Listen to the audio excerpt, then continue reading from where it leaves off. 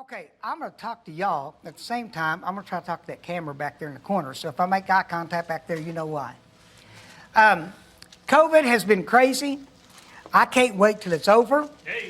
I've done declared in my mind, whether we do it literally or not, when this is all over, I intend that we have a mask burning ceremony. Get rid of every one of these. Amen? I can't wait for that. We're not there yet, so we're going into the fall. So I've spent time before the Lord, really for months, just trying to ask God to give me discernment about how do we be practical and understand that we're in a pandemic. At the same time, I'm glad that we've had our worship services and been able to bring that back. And I really thank God for the online services. I received an email this week from a lady named Emma, whom I've never met. I wish I could let you read what she wrote to me. One of the most affirming, encouraging messages I've ever received about our services, about the preaching, the worship, and everything. So thank God, if one thing good has come out of COVID, I know that due to the online services, we're reaching a lot more people than we were. Amen?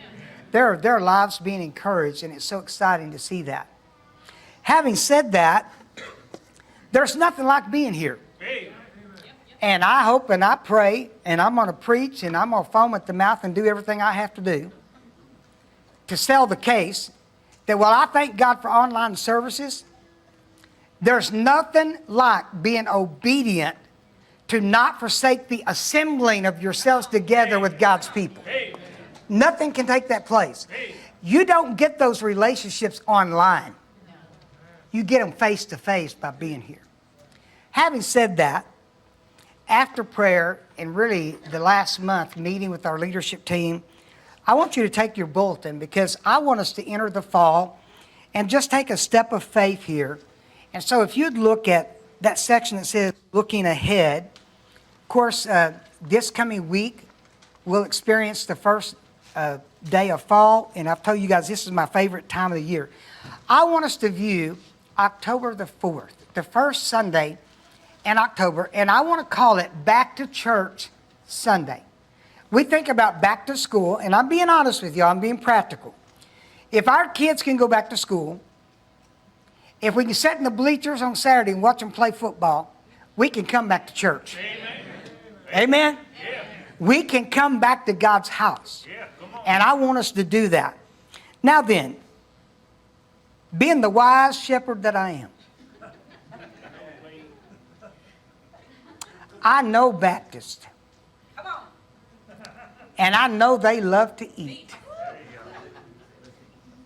Now, those of you that's part of the church before, you knew before COVID, we had a monthly prayer breakfast, okay?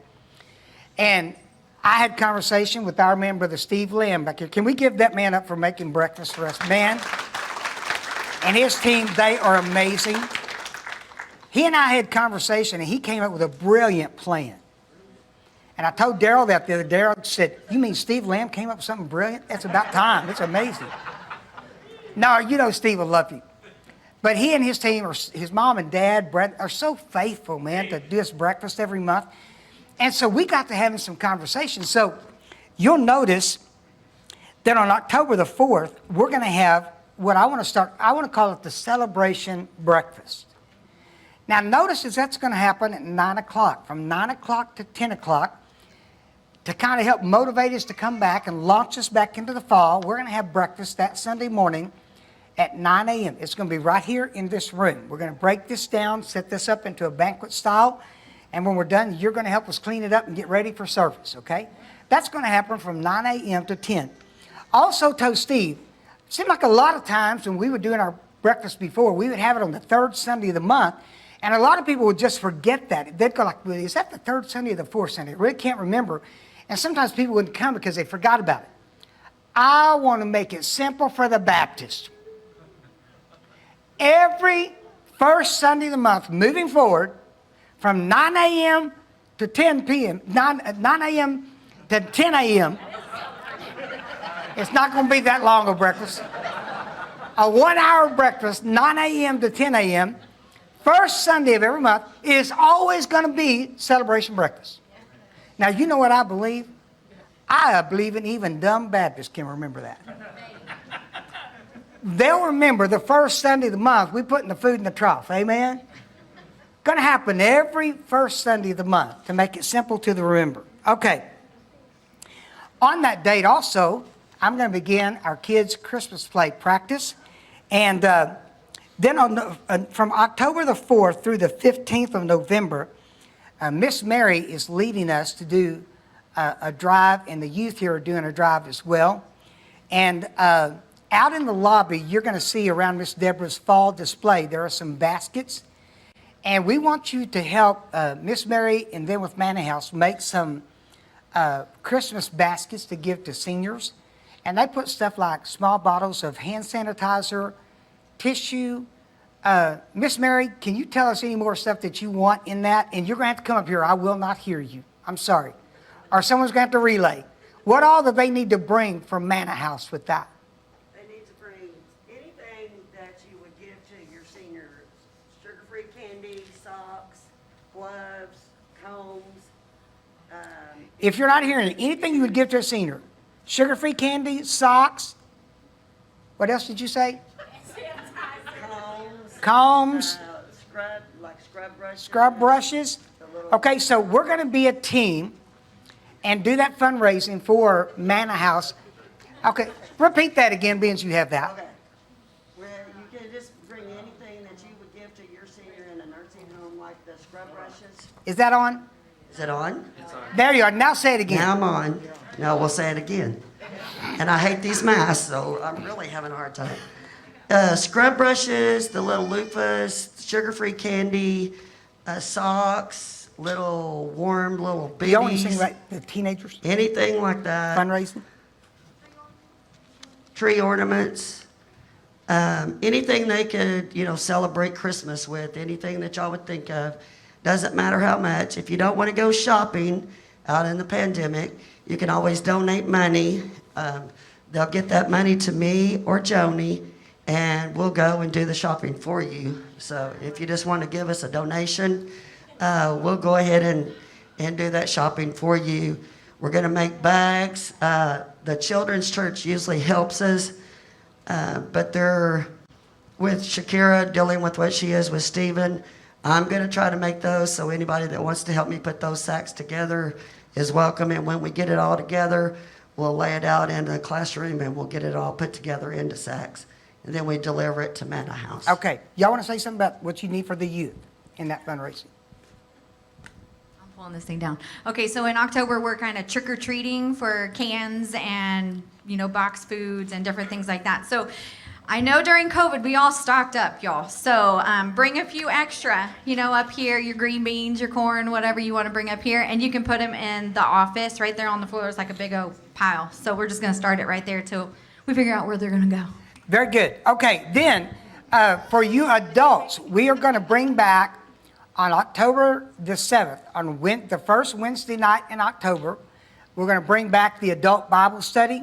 We are not going to bring back anything for the kids ministry at that point. But Bible study, our youth and college group is already meeting on Wednesday night. So Wednesday night, October the 7th at 6:30 will be our first fall Wednesday night Bible study back. So you can make plans to attend that if you would, please. And then if you look on the very back of your worship bulletin, I want to mention a couple of other things, then we're going to get out of here. Notice the adult equipping classes. This is basically our Sunday school classes for the adults. That's what I call it, equipping classes. I am not comfortable yet. Prior to COVID, we were having 2 adult classes. I was doing a class, and Brother Jason Snow was doing a class. And I'm not comfortable putting you seniors, more of the high-risk group with COVID, back in that small room yet. So what we're going to do, we're going to ask you to gather in here toward the front of this room. We're going to have one adult Sunday school class just as we start back in the fall, and then we'll see what that looks like as we move toward the first of the year.